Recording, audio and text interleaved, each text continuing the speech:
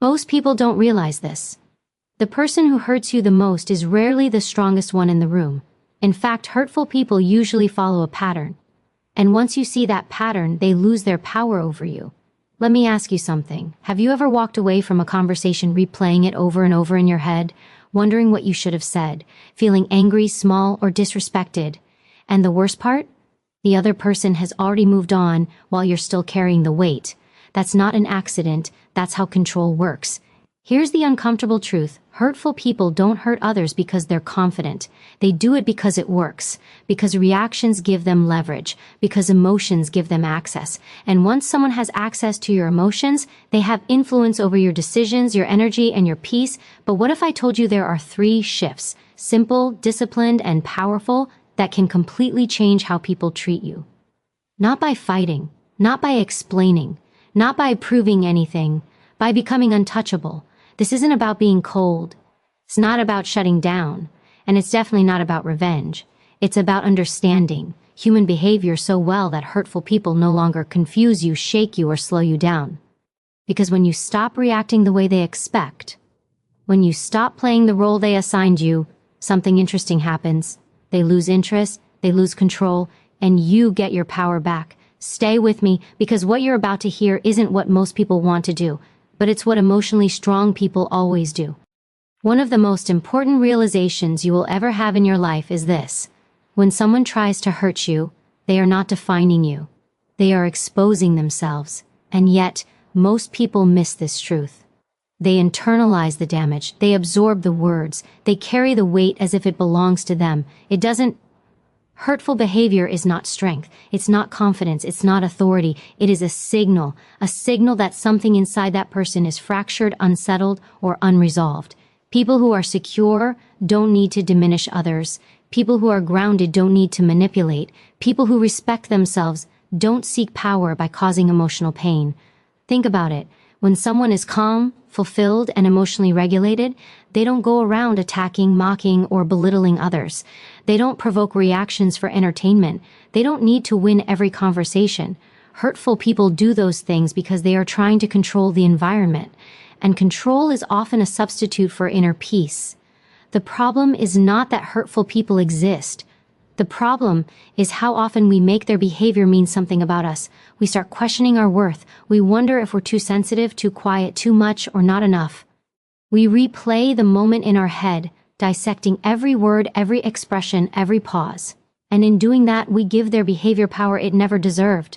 Here's the truth most people don't want to accept.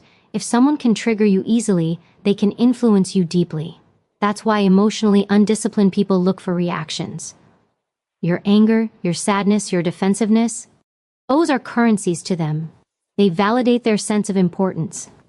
They make them feel seen, relevant, and in control. And the moment you take their behavior personally, you step into the role they're hoping you'll play. But emotional strength changes the entire dynamic. When you understand that hurtful behavior is information, not instruction, you stop absorbing it. You start observing it. You notice patterns. You notice tone. You notice timing. You notice that the behavior says far more about the speaker than the target. And that awareness creates distance, not emotional coldness, but clarity. Clarity allows you to pause instead of react, to breathe instead of defend, to listen without surrendering your self-respect. And that pause is powerful because it breaks the cycle.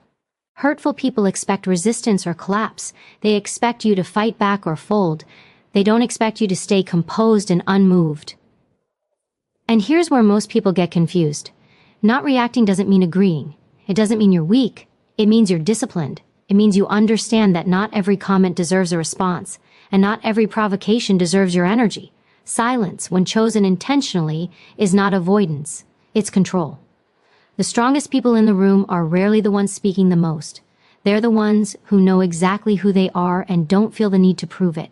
When someone attacks their character, they don't rush to defend it, because they're not uncertain about it. Hurtful words only stick when there's doubt inside you. When there's clarity, those words fall flat. It's also important to understand that some people hurt others because it's the only language they know. They grew up in chaos. They learned that dominance equals safety, that volume equals authority. that control equals survival. That doesn't excuse the behavior, but it explains it. And understanding this helps you stop personalizing something that was never about you in the first place. You are not responsible for someone else's emotional limitations. You are not required to carry their projections.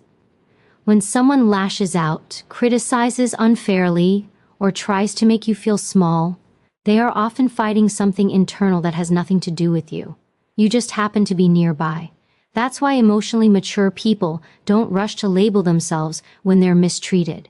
They don't immediately assume guilt. They ask better questions. They observe. They assess. They decide how much access that person will have going forward, because access is earned, not owed. There's a subtle but powerful shift that happens when you stop taking things personally. You stop bleeding energy into places that don't deserve it. You stop negotiating your self-worth with people who have already shown you they lack emotional integrity. And most importantly, you stop confusing familiarity with trust. Hurtful behavior is often repetitive. Once you see it clearly, you'll notice it wasn't a one-time incident. It was a pattern. And patterns are warnings. They are information. They are not invitations to try harder or fix someone else's behavior. You don't need to prove your value to people who benefit from misunderstanding you. You don't need to explain yourself to people committed to seeing you in a negative light. And you certainly don't need to carry the emotional consequences of someone else's unresolved issues. The moment you truly understand this, something inside you settles. You stop shrinking. You stop over-explaining. You stop chasing validation from people who don't have the capacity to give it. You realize that your worth is not determined by how others treat you, especially those who treat others poorly, and this is where your power begins to return, because when hurtful people realize their words don't land the way they used to, when they see that you're no longer rattled, defensive, or reactive, they're forced to face themselves, and most of them don't leave. Key that. Some will escalate. Some will retreat. Some will disappear. Let them. Your job is not to fix them. Your job is to protect your clarity. Hurtful people will always exist. But once you stop taking their behavior personally, they lose their ability to define the moment, the mood, and the narrative. And when that happens, you stop living in reaction and start living in control. That's not emotional numbness. That's emotional strength. Most people believe power looks loud. They think it's dominance, force, winning arguments, or having the last word. But real power is much quieter than that. Real power shows up in moments when you are provoked and you don't react the way you're expected to. It shows up when someone tries to pull you into chaos and you stay centered. It shows up when you realize that the one who controls their emotions controls the situation. Control is not about controlling other people. That's manipulation. True control is mastery over yourself. And the moment you lose that mastery, you hand your power to whoever triggered you. Hurtful people understand this instinctively, even if they don't consciously articulate it. They know that reactions are leverage. Anger, defensiveness, tears, raised voices, these are signals that they've gotten under your skin. And once someone knows they can get a reaction out of you, they can influence your behavior. That's why some people provoke. That's why they poke. That's why they escalate. They're not looking for resolution, they're looking for control. And most people fall into the trap without realizing it. They think reacting is standing up for themselves. They think explaining is clarity. They think emotional expression equals honesty. But often, reacting is exactly what the other person wants. It keeps you in the game on their terms. The strongest shift you can make in your life is understanding you always have a choice in how you respond. Even when something is unfair. Even when it's painful. Even when it feels personal. That pause between stimulus and response is where your power lives, and the longer you can stay in that pause, the less control anyone else has over you. Control begins with emotional discipline. That doesn't mean suppressing emotions or pretending you don't feel anything. It means feeling everything without letting those feelings drive your actions. There is a difference between emotion and behavior. You can feel anger without lashing out. You can feel hurt without collapsing. You can feel disrespected without becoming disrespectful. Emotionally disciplined people don't outsource their behavior to other people's actions. They don't say, "You made me react." They understand that no one makes you do anything. Triggers reveal what still needs control. And once you see that, you stop blaming others for your reactions and start taking responsibility for your responses. That level of responsibility is uncomfortable. It means you can't play the victim. It means you can't justify impulsive behavior by pointing to someone else's cruelty. But it also means you regain control over your life. Because when you control yourself, no one else can use you. Silence is one of the most misunderstood tools of power. People think silence means you've lost, that you don't have an answer, that you're intimidated. But silence, when intentional, is strategic. It creates uncertainty. It disrupts expectations. It forces the other person to sit with their own behavior instead of feeding off your reaction. Not everything deserves a response. Not every comment requires a defense. Not every accusation needs a rebuttal. Sometimes the most powerful thing you can do is nothing, because doing nothing denies the other person the payoff they're seeking. This is especially important when dealing with people who thrive on emotional chaos. They escalate when they feel ignored. They provoke when they feel insignificant. And when you stay calm, it confronts them with something they're not comfortable facing, their lack of influence over you. Control also means knowing when to disengage. Walking away is not weakness, it's discernment. You don't stay in every conversation just because someone demands your attention. You don't stay in every conflict just because someone is loud. You choose where your energy goes, and energy once spent does not come back. People who lack control often mistake composure for apathy. They assume that if you're calm, you don't care. In reality, calm often means you care enough about yourself to not self-destruct in the moment. You care enough about your future to not sabotage it for a temporary emotional release. This is why control is intimidating. When someone realizes they can't shake you, they lose confidence. When they realize they can't provoke you, they lose strategy. When they realize they can't read you, they lose leverage. Control creates unpredictability, and unpredictability removes dominance.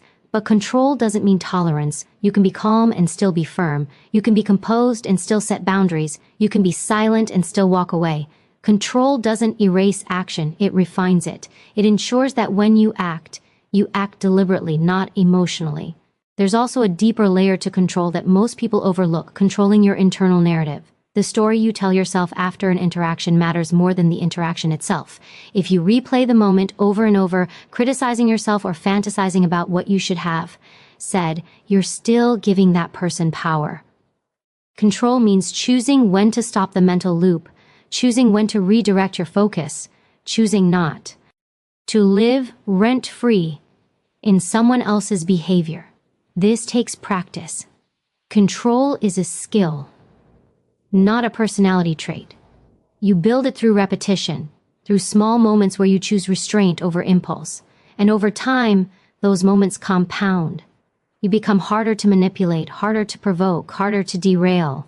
And something interesting happens when you master control. People treat you differently, not because you demand it, but because energy shifts. People sense when someone is grounded. They sense when someone won't play emotional games. And those who rely on chaos either adapt or remove themselves. Control is the ultimate power because it cannot be taken from you. Money can be lost, status can be stripped, relationships can end, but self-mastery stays with you. And when you have that, no insult can dismantle you, no provocation can own you, and no hurtful person can dictate your behavior. That's real power. Most people misunderstand boundaries. They think boundaries mean shutting people out, becoming cold, or building walls so high that no one can get close. That misunderstanding keeps people stuck, overgiving, over-explaining, and tolerating behavior they shouldn't. Boundaries are not walls meant to isolate you. They are filters designed to protect what matters. A wall blocks everything. A filter allows only what aligns. When you don't have boundaries, you don't become more loving or understanding, you become more accessible, and unlimited access is dangerous when it's given to people who haven't earned it. Hurtful people don't respect openness, they exploit it. They push, test, and cross lines not because they don't see them, but because they've learned that most people won't enforce them. This is where many people struggle. They feel guilty for setting limits. They worry about being seen as difficult, selfish, or unkind. But guilt is often a sign that you've been conditioned to prioritize other people's comfort over your own well-being. And that conditioning doesn't come from strength. It comes from survival. Boundaries begin the moment you decide that your peace, time, and emotional energy are valuable, not negotiable, not available to anyone who demands them, valuable. And anything valuable must be protected, not explained.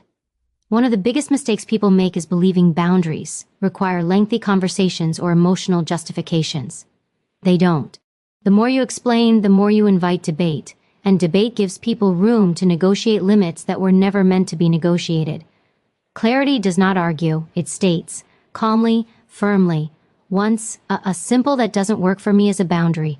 A calm I'm not comfortable with, that is a boundary. Silence followed by changed behavior is also a boundary. Boundaries don't need to be loud to be effective. They need to be consistent.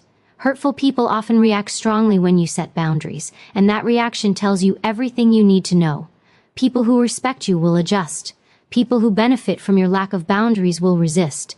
They'll accuse you of changing, being distant, or becoming difficult. That's not a reflection of your behavior. It's a reflection of their loss of access. And access is the real issue.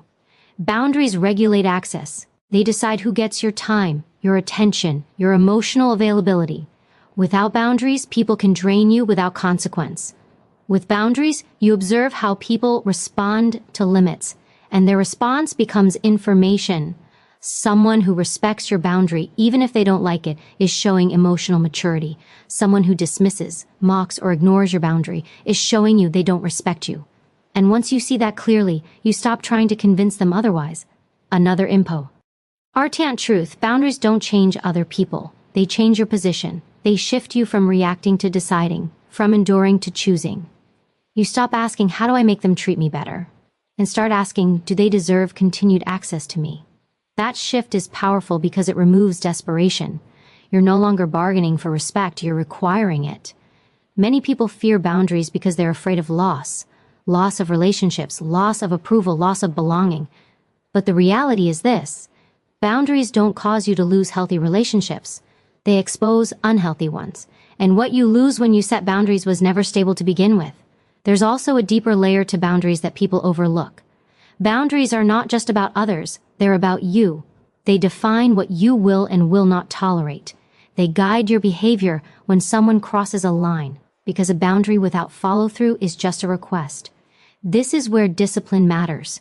If someone repeatedly disrespects your boundary and you continue to engage the same way, the boundary collapses. Not because the other person is powerful, but because enforcement is missing. Boundaries are maintained through action, not argument, through consistency, not emotion.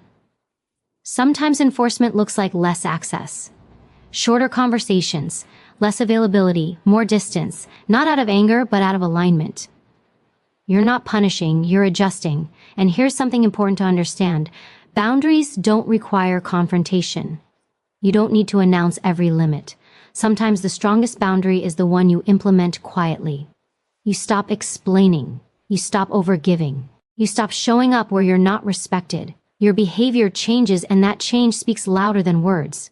People who are used to crossing lines will notice immediately.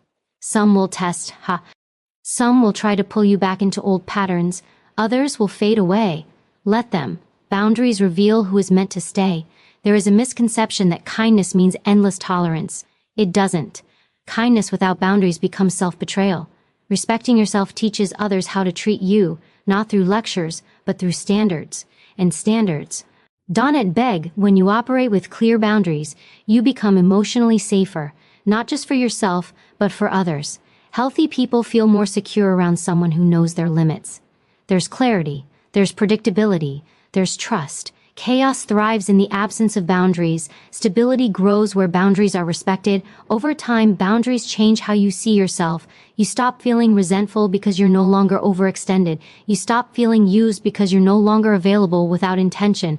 You stop feeling guilty because you're acting in alignment with your values. Boundaries are not rejection. They are selection. They say, this is what I allow, this is what I protect, this is what I require. And when you live this way, hurtful people either adapt or remove themselves from your life.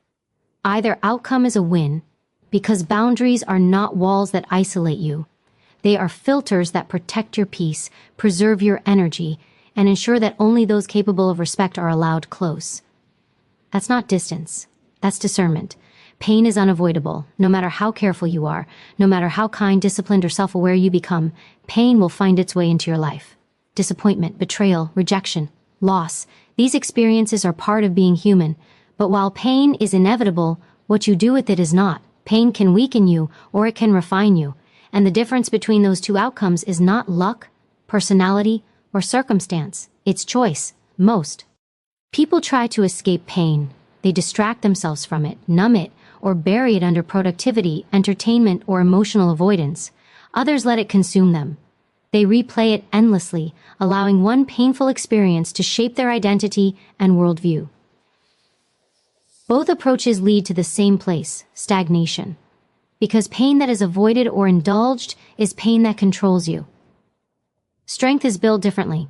Strength comes from transmutation, the ability to take something heavy, something uncomfortable, something sharp, and turn it into something useful. This is not about pretending pain didn't hurt. It's about refusing to let pain be the final author of your story. The first step in transmuting pain into strength is allowing yourself to feel it without letting it define you. Many people confuse strength with emotional suppression. They think being strong means not feeling anything at all. That's not strength, that's avoidance. Strength is being able to sit with discomfort without panicking, without reacting destructively, without turning inward in self-attack. Pain demands your attention because it carries information. It reveals where your boundaries were crossed, where expectations were unmet, where trust was misplaced, or where attachment ran deeper than awareness. When you rush past pain, you miss the lesson. When you stay stuck in it, you drown in it. Strength lies in extracting the lesson and then moving forward. Every painful experience asks a question: what is this trying to teach me? Not, why did this happen to me, but what do I need to learn from this so I don't repeat it? That shift in perspective turns pain from an enemy into a teacher. Pain sharpens awareness. After you've been hurt, you see differently.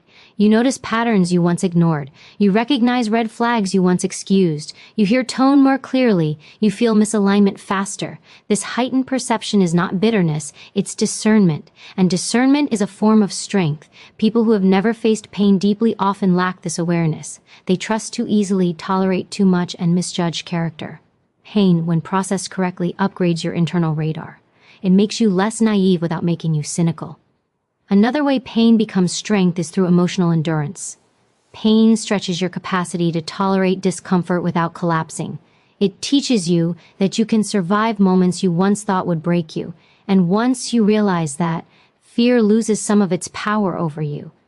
You stop being afraid of hard conversations, you stop being afraid of endings, you stop being afraid of standing alone if necessary. Why? Because you've already endured worse. Pain also strips illusions. It reveals what's real and what was imagined, who was genuine and who was performative, what was stable and what was conditional. While that realization can be deeply uncomfortable, it's also liberating. You no longer build your life on assumptions, you build it on truth. And truth, even when painful, creates strength because it gives you solid ground to stand on. One of the most powerful transformations pain creates is internal sovereignty. When you've been hurt and survived, you stop outsourcing your sense of safety to other people. You stop relying on external validation to feel whole. You realize that while connection is important, self-trust is essential. This doesn't make you closed off. It makes you grounded. You become more intentional with your energy, more self-active with your trust, more disciplined with your time. These are not defensive traits. They are evolved ones. Pain forces you to mature emotionally, whether you want to or not. Strength comes when you choose to grow instead of harden. It's important to understand that transmuting pain into strength takes time. There is no shortcut. Healing is not linear. Some days you'll feel clear and empowered. Other days, the memory will resurface unexpectedly. That doesn't mean you're failing, it means you're human. Strength is not the absence of struggle, it's the ability to continue forward despite it. There is also a quiet confidence that emerges from pain, not arrogance, not bravado, but a steady knowing that you can handle what life brings. That confidence changes how you carry yourself, how you speak, how you make decisions. People sense it, and they treat you differently because of it. Pain also deepens empathy, but only if you let it. When you've experienced loss or hurt, you understand others more deeply. You listen better, you judge less, you become capable of compassion without self-sacrifice. That balances strength. Some people allow pain to turn them bitter. They close off, lash out, or assume the worst of everyone. That's pain unresolved. Strength is different. Strength is pain integrated. It doesn't leak into every interaction. It doesn't dominate your identity. It becomes part of your wisdom. And perhaps the most powerful outcome of transmuted pain is resilience. Not the kind that looks heroic, but the kind that looks steady. You keep showing up. You keep building. You keep choosing alignment over comfort. You stop needing life to be easy in order to move forward. Pain, when faced honestly, becomes fuel. It drives clarity. It sharpens focus. It strengthens resolve. You no longer waste energy on what doesn't matter. You no longer chase what doesn't align. You become deliberate. And one day, often without realizing it, you'll look back at something that once brought you to your knees and you'll feel gratitude. Not for the pain itself, but for who you became because you refused to let it destroy you. That is transmutation. Pain didn't disappear, it transformed. And in that transformation, you found strength that no one can take from you. Walking away is one of the hardest things to do, not because it's weak, but because it requires strength most people haven't developed yet. We are taught to hold on, to endure, to be loyal at all costs. We're told that quitting is failure and that leaving means we didn't try hard enough. So when a relationship, environment, or dynamic begins to drain us, we hesitate. We stay longer than we should. We tolerate more than we deserve. And we call it commitment. But there's a difference between commitment and self-betrayal. Walking away without guilt begins with understanding this truth. Not everything that costs you peace is worth paying for. Some situations don't improve with more effort. Some people don't change with more understanding. And some doors don't close because you didn't knock hard enough. They close because it's time to stop knocking. Guilt often shows up when you're conditioned to believe that your needs come last. When you've learned to be the one who adjusts, who compromises, who keeps things together. Walking away challenges that identity. It forces you to choose yourself, and that choice can feel unfamiliar, even wrong at first. But guilt doesn't always mean you're doing something bad. Sometimes it means you're doing something new. People often confuse walking away with anger or bitterness, but the most powerful walkaways are quiet. They don't come with speeches or ultimatums, they come with clarity. You recognize that the dynamic is misaligned, and instead of try to fix what keeps breaking, you remove yourself. That's not punishment, that's protection. Walking away is not about abandoning others, it's about refusing to abandon yourself. You can care about someone and still choose distance. You can understand someone's struggles and still decide they don't get unlimited access to your life. Compassion does not require proximity. One of the reasons walking away feels so difficult is because of emotional investment. Time, memories, shared experiences, these things create attachment. And attachment can make unhealthy situations feel familiar, even comforting. But familiarity is not the same as safety. Just because something is known doesn't mean it's good for you. Strength comes when you stop confusing history with obligation. Another reason guilt appears is fear of how you'll be perceived. You worry about being misunderstood, judged, or labeled as selfish. But here's the reality. People will interpret your actions through the lens of their own needs. Those who benefited from your presence will question your absence. Those who respected you will understand. You don't need to manage everyone else's emotions about your decision. That's not your responsibility. Your responsibility is to act in alignment with your values and well-being. Walking away also requires accepting that not everyone will get closure the way they want. Some people demand explanations not to understand, but to argue. They want one last chance to pull you back into the same cycle. Clarity doesn't require consensus. You are allowed to decide without permission, and sometimes the healthiest closure is distance. There's also a misconception that walking away means failure. In reality, it often means success. Success in recognizing patterns, honoring limits, and choosing growth over comfort. Walking away means you've learned enough to know when something no longer serves you. This applies not just to people, but to environments, habits, roles, and identities that no longer fit.